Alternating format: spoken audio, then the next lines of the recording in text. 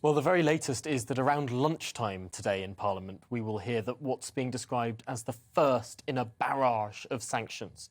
It seems to be that this will be a gradated system whereby the further that Russian troops incur onto Ukrainian sovereign territory, the greater the sanctions will be. So we will hear exactly what that first group of sanctions will be at around lunchtime today in Parliament. It's got to be said that also there's great pressure from UK cabinet ministers with regard to countries in Europe and what they will do. Defence Secretary Ben Wallace has this morning been encouraging European countries to do the same and follow through with sanctions. It seems to be the view of this government that this invasion has indeed begun. Yeah, the big question, as you say, is what shape and who exactly will be targeted by the sanctions. The Prime Minister saying that they'll be going after the economic interests that have been supporting Russia's war machine. So that presumably is those oligarchs, those highly affluent, particularly men who are close to the Kremlin.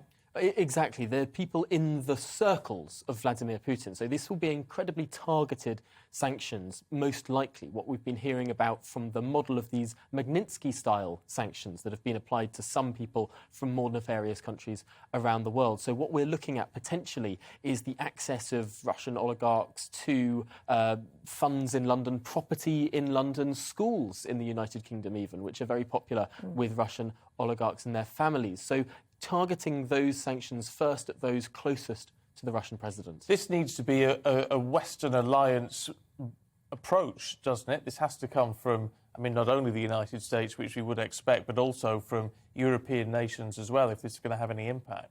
Oh, absolutely. And I think that the UK can do a lot in terms of how many Russian oligarchs we know have liked to make their lives in one of the world's greatest cities, in London.